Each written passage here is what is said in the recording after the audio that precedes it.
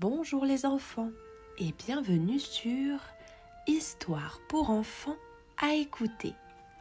Aujourd'hui, je vais vous raconter l'histoire des petits pas de Zoé. Installe-toi bien confortablement, l'histoire va commencer.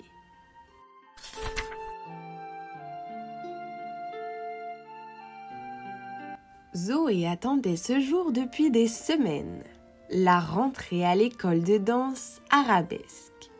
Elle court presque dans les couloirs serrant ses chaussons contre elle.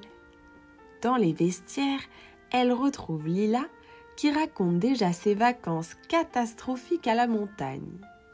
Et Camille qui a passé l'été à lire un livre sur les grandes ballerines. Madame Gisèle fait son entrée dans la salle de danse. Toujours aussi élégante, toujours aussi impressionnante. Position de base, les filles. Et on s'étire comme des rubans de soie, pas comme des spaghettis froids. Zoé glousse, puis se rend compte qu'elle a mis 2 chaussons gauches. La reprise commence bien.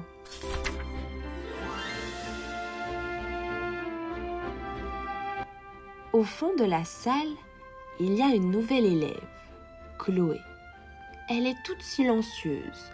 Elle ne parle à personne, mais elle danse avec une élégance incroyable.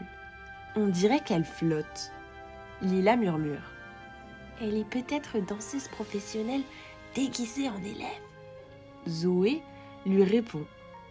Ou une espionne de l'école de danse concurrente. Camille, sérieuse, leur dit. Ou alors elle est juste timide. Mais quand Chloé fait une diagonale en triple pirouette et atterrit en arabesque, plus personne ne parle.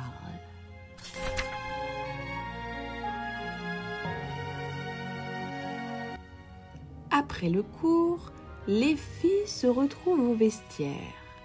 Lila organise un concours de grimaces devant le miroir. Camille essaie de corriger leur posture en s'aidant d'un livre de danse. Et Zoé tente de refaire la diagonale de Chloé et se cogne dans un casier. Elle rit tellement que Madame Gisèle entre. « Mesdemoiselles, ceci n'est pas une salle de spectacle comique. » Mais en sortant, elle sourit en coin.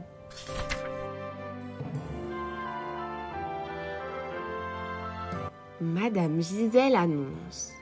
Dans un mois, nous présenterons un spectacle de danse pour les enfants malades à l'hôpital de la ville. Chaque groupe doit créer sa propre chorégraphie. Thème libre. Explosion d'idées dans la salle.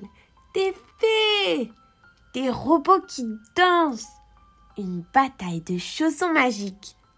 Zoé est surexcitée.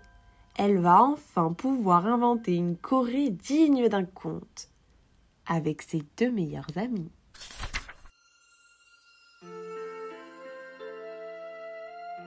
Mais le sort s'acharne. Camille est enrhumée et Lila doit partir à un mariage de famille pile le jour du spectacle. Zoé est désespérée. Chloé s'approche. Si tu veux, je peux danser avec toi, mais je suis nulle pour inventer les chorégraphies. Zoé hésite puis sourit.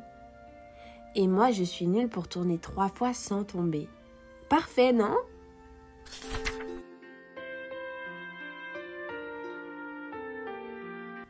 Les répétitions commencent.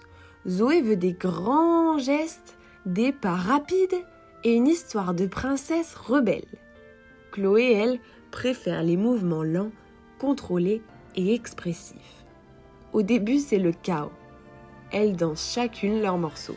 Mais un jour, en s'écroulant de rire après un essai raté, Zoé dit « Et si on mélangeait les deux, une princesse rêveuse qui découvre qu'elle peut aussi être une guerrière ?» Chloé hoche la tête. Elle recommence.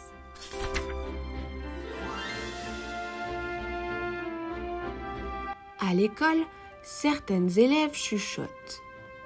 Zoé s'est trouvée une nouvelle meilleure amie. Chloé veut juste se faire remarquer. Lila entend tout et s'énerve. Zoé n'a pas changé. Elle aide Chloé parce qu'elle a un grand cœur. Et on est un trio, pas un club fermé. Camille ajoute. Et puis, les jalouses ne dansent jamais très droit.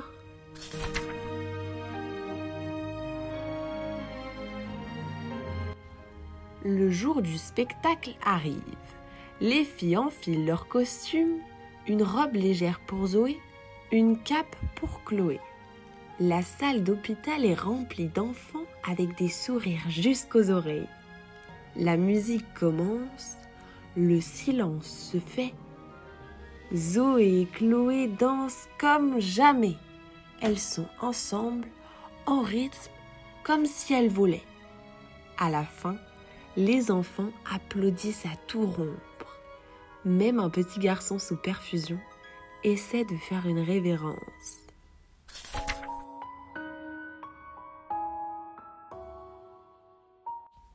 Les filles prennent une photo de groupe encore en costume. Lila et Camille les rejoignent. « On monte un groupe de 4 maintenant ?» dit Camille. « À condition qu'on garde les fous rires au vestiaire » répond Lila. Chloé sourit. « Et qu'on invente une nouvelle choré tous les mois » Zoé tend la main. « Promis ?» Toutes posent leurs mains dessus. « Promis !»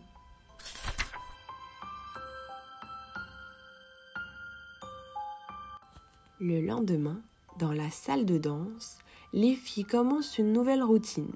Cette fois-ci, c'est un numéro de hip-hop ballet acrobatique, une invention de Lila.